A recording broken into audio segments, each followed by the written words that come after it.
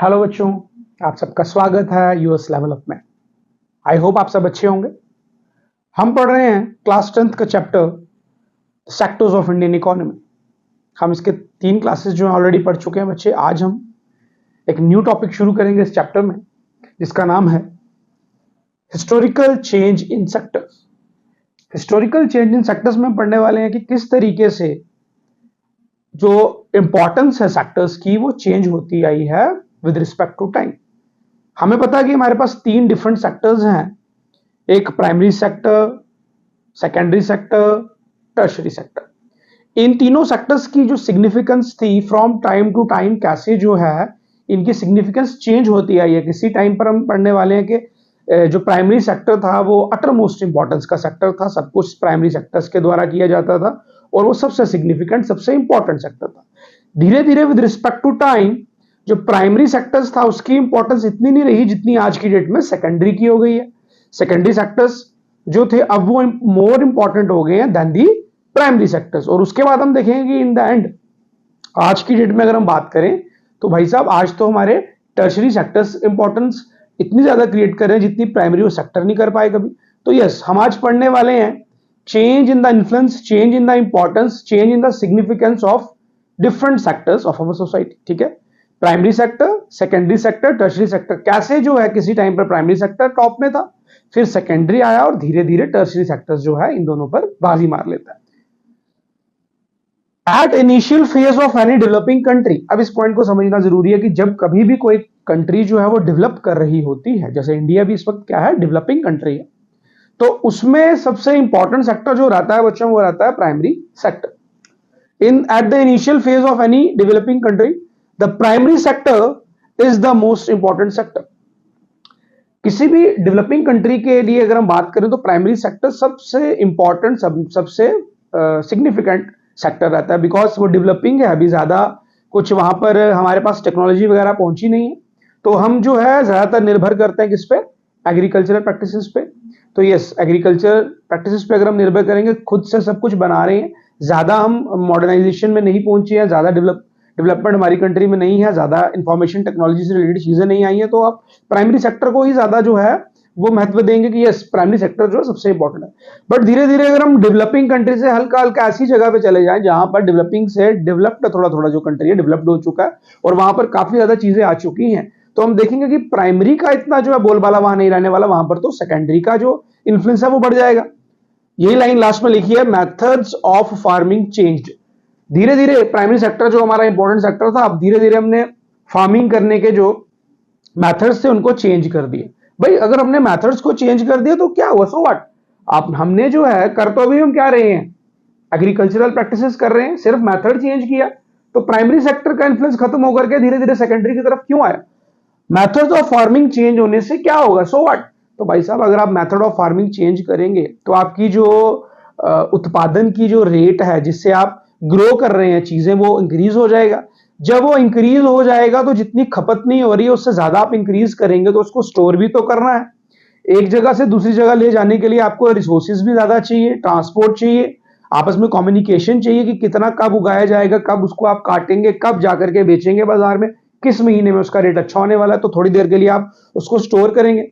जब methods of agriculture या farming change हुए तो हमें और काफी ज्यादा डिफरेंट देख रहे हैं हम कि हमें डिफरेंट लोगों की जरूरत पड़ेगी, डिफरेंट ऑफिसेस की, डिफरेंट ऑर्गेनाइजेशंस की जरूरत पड़ेगी, ट्रांसपोर्टेशन, कम्युनिकेशन, स्टोरेज, ट्रेडिंग, बेचने के लिए भी हमें अलग से मंडी चाहिए। तो यस, अब हम देख रहे हैं कि यहां पर एक शिफ्ट हो रहा है छोटा सा।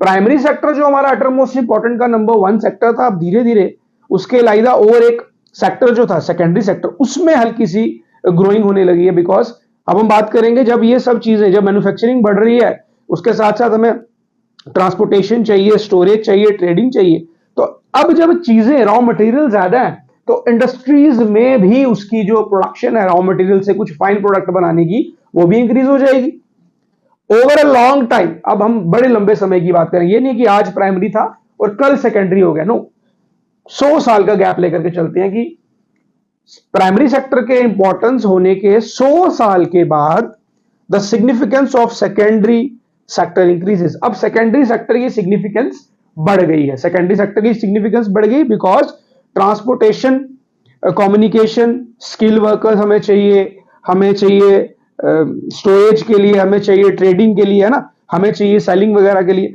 तो अब ये सब जो थे ये सेकेंडरी सेक्टर्स में इंक्लूडेड थे, और उसी के साथ साथ सेकेंडरी सेक्टर में हमारे पास जो है इसको हम इंडस्ट्रियलाइजेशन सेक्टर भी कहते हैं, आपको पता है। तो वहां पर रॉ मटेरियल की खपत ज्यादा होने लगी, तो नई नई चीजें जो है ज्यादा फाइन प्रोडक्ट बनने लगे, तो धीरे धीरे प्राइमरी से सेकेंडरी सेक्टर की तरफ शिफ्ट आ रहा है। हालांकि प्राइमरी सेक्टर का जो रेट ऑफ प्रोडक्शन था वो बढ़ा, तभी तो सेकेंडरी सेक्टर की सिग्निफिकेंस भी बढ़ी। Yes, they both are depend on each other, but हम बात कर रहे हैं कि हिस्टोरिकल चेंज कैसे प्राइमरी से सेकेंडरी और सेकेंडरी से टर्शियरी सेक्टर की इंपॉर्टेंस चेंज हुई है। तो यस, प्राइमरी सेक्टर में जो है उत्पादन बढ़ा, जिसकी वजह से सेकेंडरी सेक्टर की जो है सिग्निफिकेंस बढ़ गई। क्यों?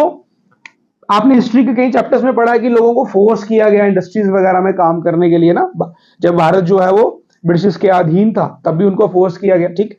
फिर इंक्रीजिंग डिमांड्स, अब जब फैक्ट्रीज में कोई चीज बन रही है तो अगर कोई हाथ से बनाएगा, वीव वगैरह करेगा तो उसका रेट ज्यादा होगा, फैक्ट्रीज गुड्स का जो रेट होगा वो कम होगा, तो डिमांड बढ़ने लगी। यस, फैक्ट्री की आइटम सस्ती है, हमें और चाहिए, जिसकी वजह से सेकेंडरी सेक्टर का इन्फ्लुएंस भी बढ़ रहा है। और उसके बाद चीप प्राइजेस, क्योंकि जो हमारी फैक्ट्रीज की आइटम्स होंगी उनका प्राइस जो होगा as compare to the hand made items कम होगा। तो यस, फैक्ट्रीज की इंडस्ट्रीज की डिमांड बढ़ रही है, जिसकी वजह से मैंने आपको बताया कि हमारे पास जो है सेकेंडरी सेक्टर का इन्फ्लुएंस भी बढ़ गया।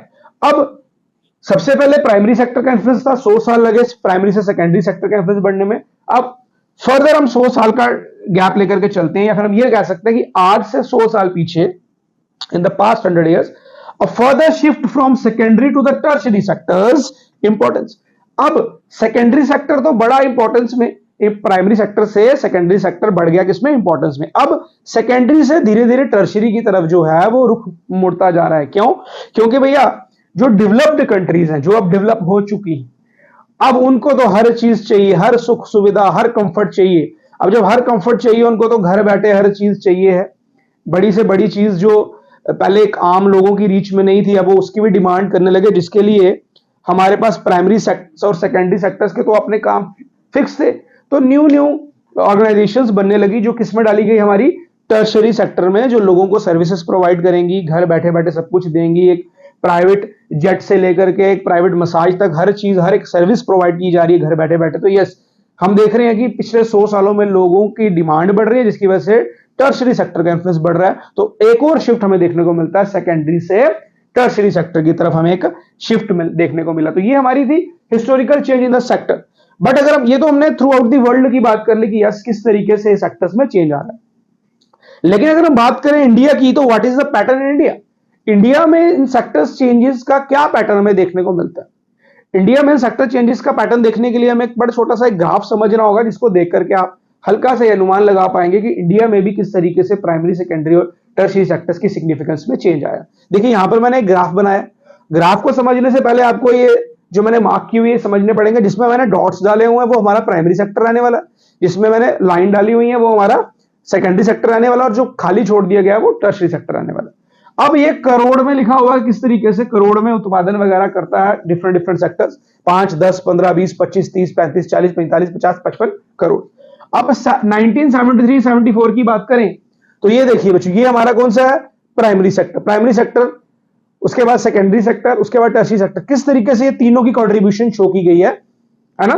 तीनों की कंट्रीब्यूशन शो की गई है कि हमें, अगर हम इस डायग्राम को ध्यान से देखें तो हमें ऐसे लगेगा कि यस प्राइमरी सेक्टर सबसे ज्यादा जो है सिग्निफिकेंस रोल प्ले कर रहा है तीनों में। उसके बाद प्राइमरी जो है ये फर्स्ट स्टेज पे रहेगा, टर्शियरी जो है वो सेकंड में, और हमारा सेकेंडरी थर्ड स्टेज में। 1973-74 की बात करें, लेकिन हम पिछले 10 सालों की बात करें, 2013-14 की, तो हम देख रहे हैं कि प्राइमरी सेक्टर, सेकेंडरी सेक्टर और सबसे ज्यादा जो कंट्रीब्यूशन है वो किसका रहने वाला है इंडिया में? कौन से सेक्टर की सिग्निफिकेंस बढ़ चुकी है बच्चों?